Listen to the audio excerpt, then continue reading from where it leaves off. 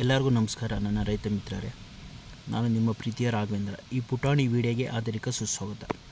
ರೈತರೇ, ನೋಡ್ತಾ ಇರ್ಬೋದು, ಇದು ಮಾರಿಗೋಲ್ಡು. ಇದು ಮಲ್ಚಿಂಗ್ ಮಾಡಿ ಮಾರಿಗೋಲ್ಡು ಜಿಗ್ಜಾಗಲ್ಲಿ ಉಣಿದ್ದೀವಿ.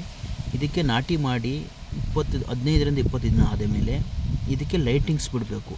ಲೈಟಿಂಗ್ ಬಿಡೋದ್ರಿಂದ ಗಿಡ ಹೀಟಾಗಿರ್ತವೆ, ಒಂದು ಗಿಡನೂ ಸಾಯೋದಿಲ್ಲ ಮತ್ತು ಬೆಳವಣಿಗೆ ಚೆನ್ನಾಗಾಗ್ತದೆ, ಒಳ್ಳೆ ಗ್ರೋತ್ ಬರ್ತವೆ ಗಿಡ.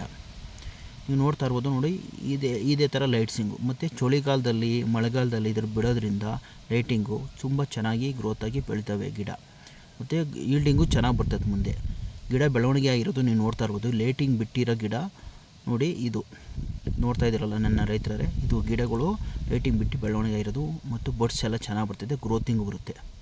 ನನ್ನ ರೈತ ಮಿತ್ರರೇ, ಎಲ್ಲರೂ ಮಾಡ್ಬೋದು, ಮಾಡಿ ತುಂಬ ಒಳ್ಳೆಯದಿದ್ದು, ಒಳ್ಳೆ ರೇಟು ಇದೆ. ಈಗ ಲೈಟಿಂಗ್ಸ್ ಬಿಡೋದ್ರಿಂದ ಒಳ್ಳೆಯದು.